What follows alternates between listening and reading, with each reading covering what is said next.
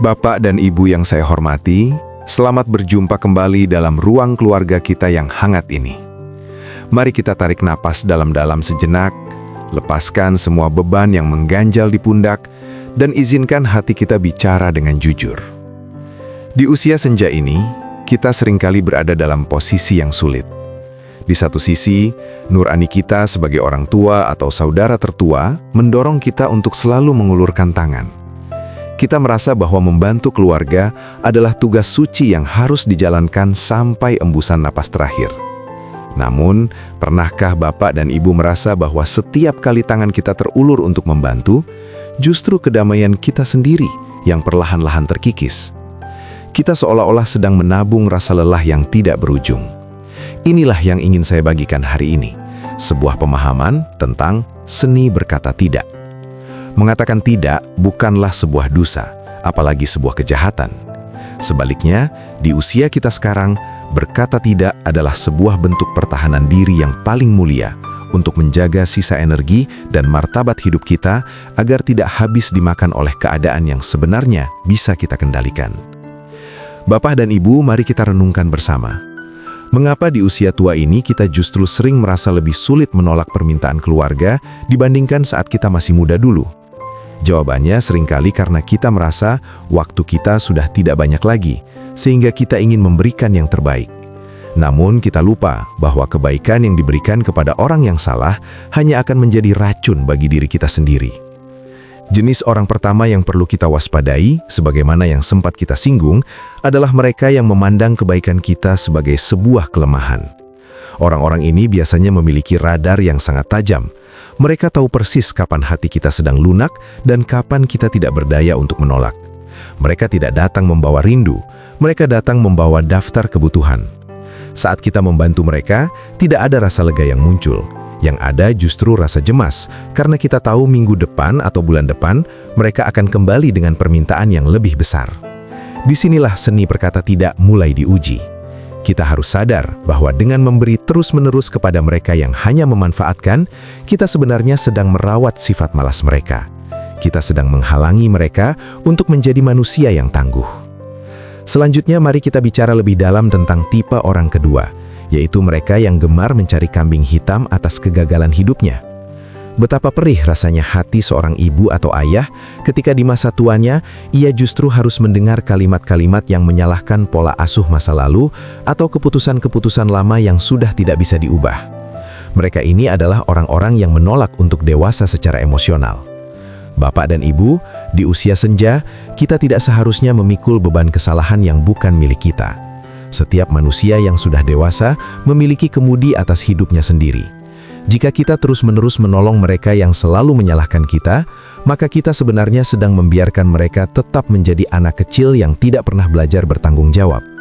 Kita harus berani berkata dalam hati, "Aku sudah melakukan yang terbaik semampuku di masa lalu, dan sekarang adalah waktunya bagimu untuk menentukan nasibmu sendiri." Rasa bersalah yang mereka tanamkan di hati kita adalah belenggu yang harus segera kita lepaskan agar kita bisa tidur dengan nyenyak tanpa bayang-bayang kegagalan orang lain. Bapak dan Ibu yang saya cintai, seringkali kita terjebak dalam lingkaran bantuan karena kita merasa sangat haus akan penghargaan. Kita berharap dengan membantu, anak atau saudara kita akan berkata, "Terima kasih Ibu, sangat berarti bagi kami." Namun kenyataannya, seringkali yang kita dapatkan adalah hampa. Tipe orang ketiga, mereka yang tidak tahu berterima kasih, adalah pencuri energi yang nyata. Bagi mereka, bantuan Bapak dan Ibu adalah sebuah kewajiban, seolah-olah Bapak dan Ibu adalah pelayan yang memang ditugaskan untuk menyokong hidup mereka. Ketika bantuan itu sekali saja terhenti karena Bapak dan Ibu sedang sakit atau sedang membutuhkan uang untuk biaya kesehatan sendiri, mereka akan langsung melupakan 1000 kebaikan yang pernah ada. Inilah saatnya kita menyadari bahwa martabat kita tidak ditentukan oleh seberapa banyak kita memberi kepada orang yang tidak tahu menghargai.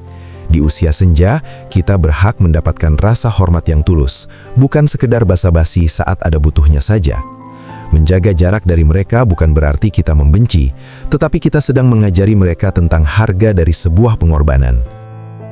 Bapak dan Ibu, mari kita tarik napas dalam-dalam lagi. Kita akan melanjutkan perjalanan batin ini ke jenis orang keempat, yaitu mereka yang sangat ahli memainkan rasa bersalah kita. Di usia senja, hati kita cenderung lebih lembut, lebih mudah merasa iba, dan terkadang lebih mudah merasa berdosa jika tidak bisa membahagiakan anak atau saudara. Orang tipe ini tahu persis di mana titik lemah kita.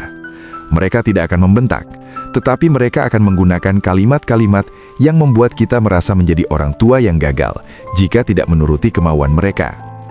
Dulu kan ayah jarang ada di rumah, sekarang masa tidak mau bantu saya? Atau, ibu tega ya melihat cucu ibu sendiri tidak bisa sekolah. Kalimat-kalimat ini seperti sembilu yang menyayat hati. Namun, bapak dan ibu perlu sadar bahwa membantu karena rasa bersalah bukanlah bantuan yang tulus. Itu adalah pemerasan emosional. Jika kita terus memberi karena takut dianggap jahat, maka kita sebenarnya sedang diperbudak oleh perasaan kita sendiri. Di usia tua, kita berhak untuk merdeka. Kita tidak berhutang apapun pada siapapun setelah puluhan tahun kita membanting tulang. Mengatakan tidak pada manipulasi emosi ini adalah cara kita untuk berkata, "Aku mencintaimu, tapi aku tidak bertanggung jawab atas seluruh beban hidupmu." Dengan berhenti menjadi penyelamat bagi mereka yang terus memanipulasi, kita sebenarnya sedang memberi mereka cermin untuk melihat betapa tidak adilnya mereka pada orang tua yang seharusnya mereka muliakan. Mari kita bergeser ke jenis orang kelima, yaitu mereka yang menolak untuk berubah meski sudah berkali-kali kita tolong. Kita semua pasti punya anggota keluarga yang sepertinya hidup dalam lingkaran setan yang sama. Masalahnya selalu sama, terlilit hutang karena gaya hidup, kehilangan pekerjaan karena malas, atau konflik rumah tangga yang itu-itu saja. Kita sudah memberi modal, sudah melunasi hutang mereka, bahkan sudah memberi tempat tinggal. Namun, apa yang terjadi?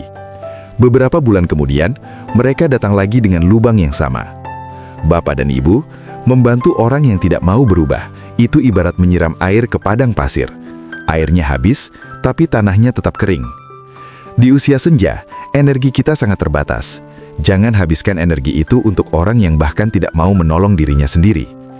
Ada pepatah yang mengatakan bahwa kita bisa mengantar kuda ke sumber air, tapi kita tidak bisa memaksa kuda itu minum. Jika bapak dan ibu terus memberikan pelampung pada orang yang sengaja ingin tenggelam, maka lama-kelamaan bapak dan ibu sendirilah yang akan ikut terseret ke dasar air. Menolak membantu tipe ini bukanlah tindakan yang kejam. Justru dengan berhenti membantu, kita membiarkan mereka merasakan sakitnya jatuh, agar mereka sadar bahwa mereka harus mulai berjalan dengan kaki sendiri. Ketenangan hidup kita di masa tua jauh lebih berharga daripada janji-janji palsu mereka yang tidak pernah terbukti. Bapak dan ibu yang saya kasihi, jenis orang keenam adalah yang paling menguras kesehatan fisik kita, yaitu mereka yang selalu menghancurkan ketenangan rumah dan batin kita dengan drama. Rumah di usia senja seharusnya menjadi surga kecil, tempat di mana kita mendengar kicau burung, menyeruput teh hangat, dan berzikir atau merenung dengan tenang. Namun, ada anggota keluarga yang setiap kali datang selalu membawa badai. Mereka membawa kemarahan, gosip, pertengkaran, dan energi negatif yang membuat jantung kita berdebar kencang dan tekanan darah naik. Membantu orang seperti ini seringkali berarti kita harus ikut masuk ke dalam lumpur masalah mereka. Ingatlah Bapak dan Ibu, stres adalah musuh utama kesehatan di usia lanjut. Setiap kali kita membiarkan diri kita terseret dalam konflik mereka, tubuh kita membayar harganya. Kita jadi sulit tidur, asam lambung naik, dan pikiran terus berputar. Kita harus berani menetapkan batas yang tegas. Rumah ini adalah tempat yang damai. Jika kamu datang hanya untuk membawa pertengkaran, lebih baik jangan datang dulu. Menjaga jarak dari pembawa kekacauan adalah bentuk ibadah kita untuk menjaga amanah tubuh yang Tuhan berikan.